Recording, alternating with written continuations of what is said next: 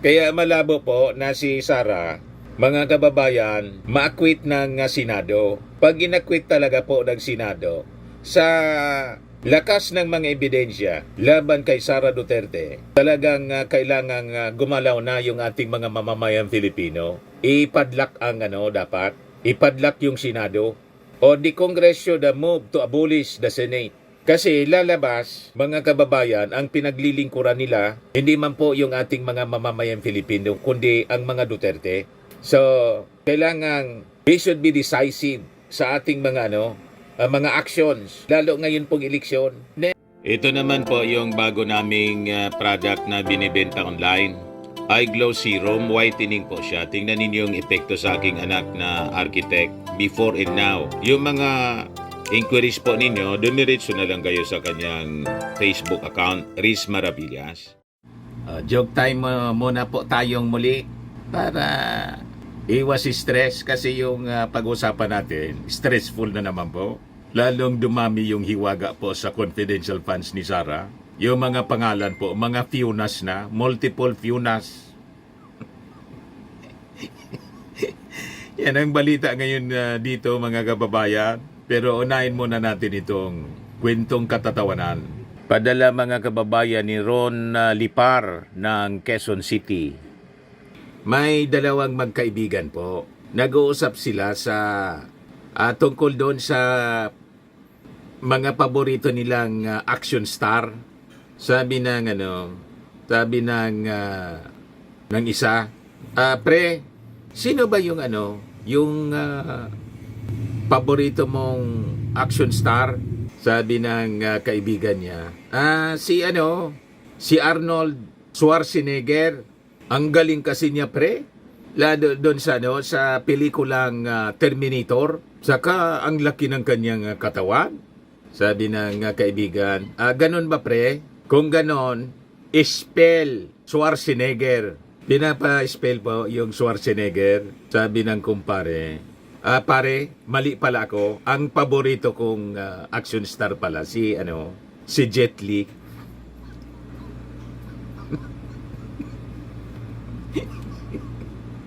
Biglang nagbago mga kababayan yung paboritong action star kasi ang hirap i-spelling yung di niya kaya. Yung Jet Li, madali lang. Biglang bumaliktad po. Ikinatatwa si Schwarzenegger.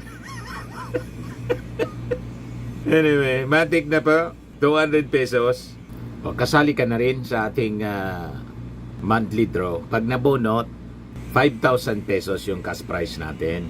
Pag hindi nabunot, kasali ka pa rin sa grand prize, grand raffle draw sa December, 10,000 pesos na. Padala mo na lang po yung GCash number mo. Sa mga hindi pa po nakasubscribe dito sa ating YouTube channel, Bullseye News on the Go, click subscribe po and like and share. Tapos may gusto kong ipakilala sa inyo na bagong channel natin sa YouTube na hindi na po politika yung mga topics natin doon, yung content, kundi tungkol po sa buhay-buhay ng ating about life. Kaya yung pangalan ng ating YouTube channel, Life with Dan TM. Dumagdag na yung subscribers po. 36 subscribers, 3 videos. Life with Dan TM. Paki-subscribe naman po nitong bagong YouTube channel natin. Yan po yung ating mga bagong uploads. Yung isa 506 videos, 506 views pala. Yung isa 463, tapos yung isa 225 4 hours ago. 36 pa man lang kasi yung subscribers. Paki-subscribe po ninyo kasi gusto ko kayong encourage na mag-share din ng inyong mga experiences, your struggles, experiences, mga success stories ninyo. Ang purpose natin kasi mapag-usapan dito sa Life with Dan TM para maging halimbawa para sa ating mga kababayan. Paano ninyo nalampasan yung mga trial sa buhay about sa ating mga anak, lalo't daming mga problem child ngayon. Relationship ninyo sa inyong mga jowa, sa asawa, Mag-share po tayo ng ating mga experiences. Di ba na pagkaganda na yung mga ganong issue sa buhay, mapag-usapan natin. Hindi para i-chismis yung ating buhay, kundi para maging guide natin sa mga desisyon natin sa buhay. Yung mga pagkakamali natin, hindi na maulit. At saka, maging good example po sa iba. Tama po? Dito na tayo sa ating topic mga kababayan. Kasi sabi dito sa latest na balita, multiple FIUNAs na-discovery po doon sa mga beneficiaries ng 600 million plus na confidential funds ni Sara. Lalo pong lumala. Pinanindigan na ni Sara yung pagiging Fiona. Ayan ang balita ngayon. No? Multiple FIUNAs join alleged budol gang in Sara's combined 612.5 million confidential fund controversy. Yan ang nadiscover mga kababayan ng Congress. Ayan sa report ng Impact Leadership. Ngayon pa lang 48 minutes ago, bagong-bago pa po. Para niya Mr. Maravillas, inuutay-utay ng Congress. Yung iba kasi po, tinicheck pa sa dami ng mga beneficiaries na sabi hindi man totoo kasi chinek sa Philippine Statistics Authority, lumalabas mga peke.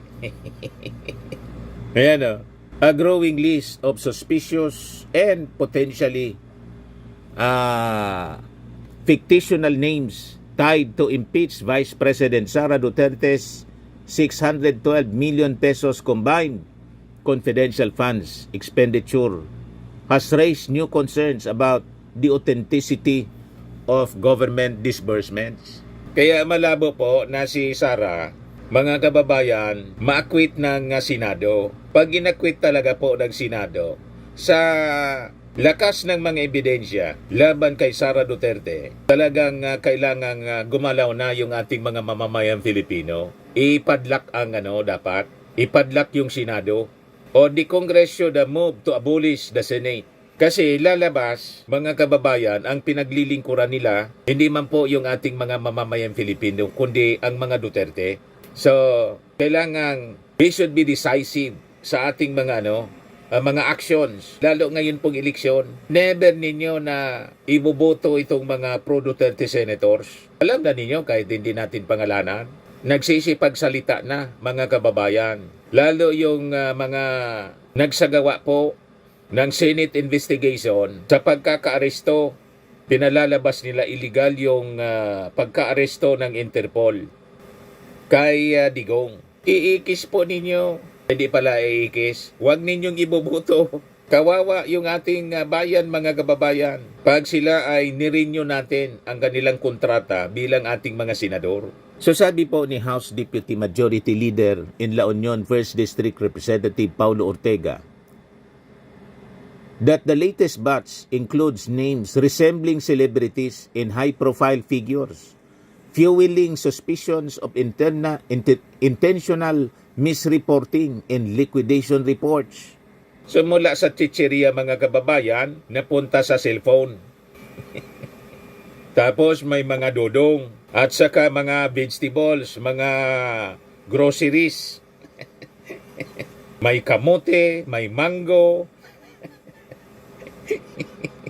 Kung ano-ano na lang na alatado po na inimbintong mga pangalan. Kasi nang i-check po sa Philippine Statistics Office, Authority, wala man pong records. Sinalamang ka talaga po yung pera ng bayan. Yan ang lumalabas po. Yan sabi dito. The new names linked to the Office of the Vice President and the Department of Education include Hanilet Camilsi, Fiona Biong, Fiona Villegas, lahat Fiona po.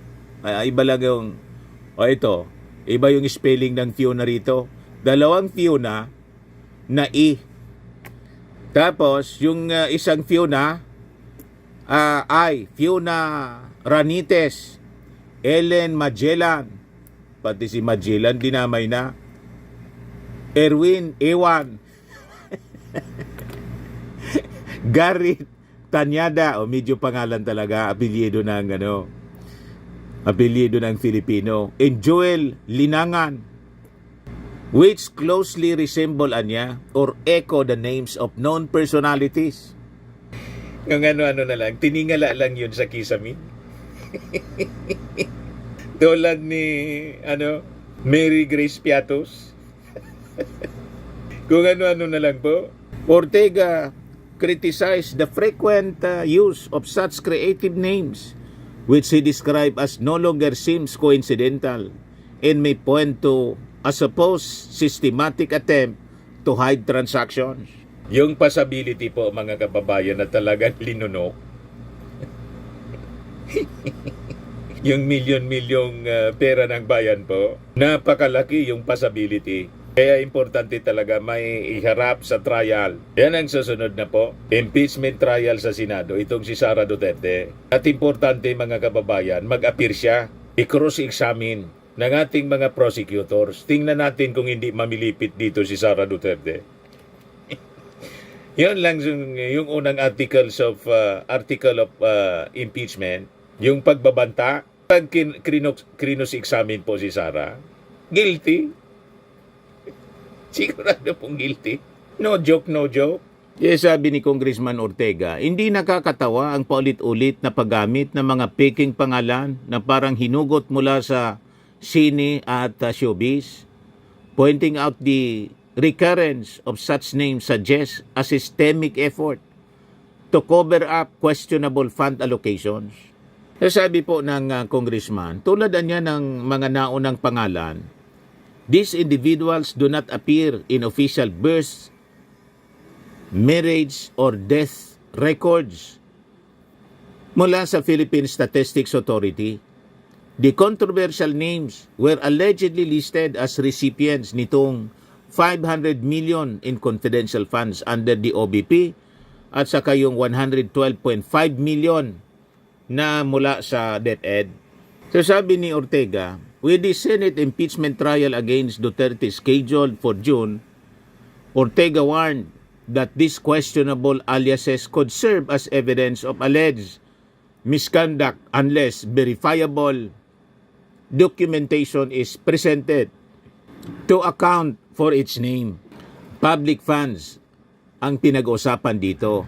Kung wala silang maipakitang ebidensya na tunay ang mga taong ito mismo ang magiging matibay na ebidensya laban sa kanya sa impeachment trial, sabi po ni Ortega. Galing mismo ito sa opisina ni Sara Duterte. Ang nag-furnish nito kasi sinamon. Ang nag-furnish nito yung mga empleyado man lang po ni Sara sa DepEd saka sa Office of the Vice President. Kaya malabo po yung pinapangarap ni Bato. What if daw, sabi ni Bato, ang manalong presidente sa 2028, si Sara Duterte. Pag nanalo daw, lahat ng kanilang enemies, yayakapin niya. Harapin mo muna ba to yung mga kaso ninyo sa ICC before ka na mangarap sa 2028 na manalo si Sara. At si Sara naman yung impeachment case niya. Kung ano-ano pinagdadaldal ninyo, malayong-malayo sa katotohanan, parang nililibang lang ninyo ang inyong mga sarili dahil sa inyong mga kinasadlakan na problema na kayo man lang po ang may gawa.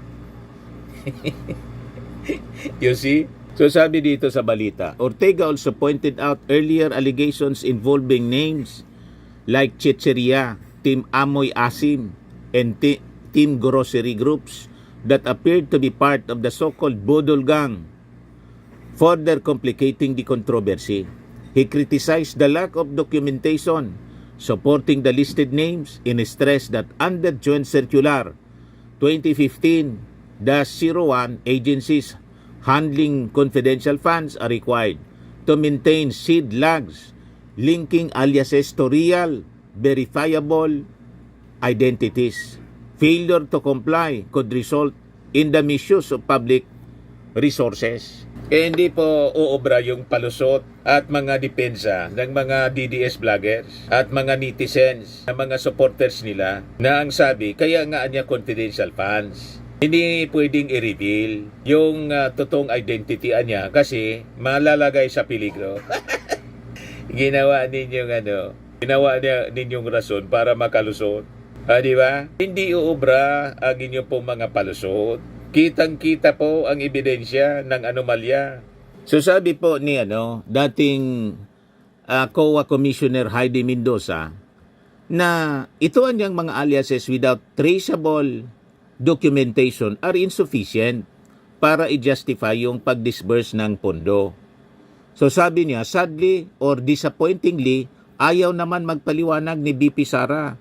Sabi ni Ortega, with mounting suspicion around the authenticity of the individuals listed, Ortega asserted, kapag ganito karami ang kahinahinalang pangalan, hindi ito simpleng typo o administrative error lamang. Mukhang may deliberate attempt para itago ang tunay na destinasyon ng pondo ng taong bayan. Alam na kung saan napunta, mga kababayan, kaya hindi tayo nagtataka nang tinanong si Sara doon sa dahig. Sabi ni Sara, kung may mga tumutulong sa kanya, hindi man niya kami tumanggap ng mga donations. Hindi man talaga kailangan. May panggastos. Di ba? Yan sabi niya, no donation solicitation for trip to the Hague. Kayang-kaya nila. Unbothered po. Laging naka-smile doon si Sara Duterte. Tinanong siya kung sino nang nagpondo sa kanilang pamilya para makapagbiyahe sa Dahig. Sabi niya, so ang arrangement namin ay KKB po, kanya-kanyang bayad. Hindi namin napag-usapan, hindi rin kami nang hihingian ng pera. Napag-usapan namin na hindi tumanggap ng donasyon at hindi umingi ng tulong. Sufficiente po yung baon. Di lang natin alam kung saan galing, kayang-kaya nila yung panggastos po. Kaya dapat yung mga supporters po ng mga Duterte, huwag kayong mag-alala. Kayang-kaya po. Di kailangan ng donasyon po para sa panggastos doon. Yung sabi ni Ortega, mukhang may deliberate attempt para itago ang tunay na destinasyon ng pondo ng taong bayan. Earlier, Ortega revealed that a large number of the 1,992 supposed recipients of the OBP confidential funds had no birth records, marriage records, or death records. A similar trend was noted with 405 out of 677 names listed under DepEd confidential funds.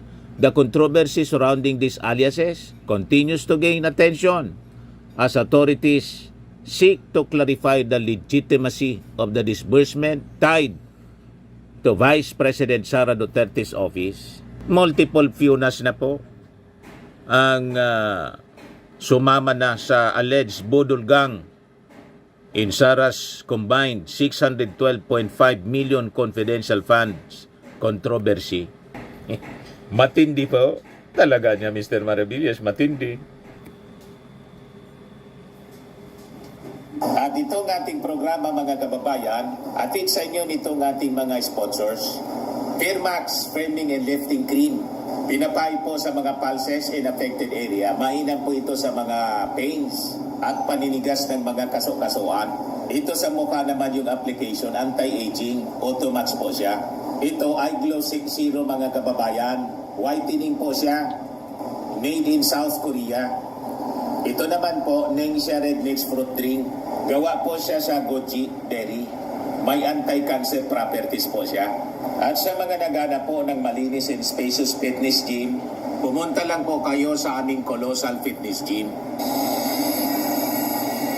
May Grab ka rental din po kami. At bills payment po sa aming office. At saka sa mga mahilig po sa mga imported bags, manood po kayo sa live selling ni Madam Aileen Rosales sa kanyang Aileen Closet po. Pati mga shoes, ito yung kanya po. Ito yung kanyang page. Kita ninyo, napakagandang mga online selling po siya. Si Madam Aileen Rosales. Cellphone number niya po, 773-798-7816.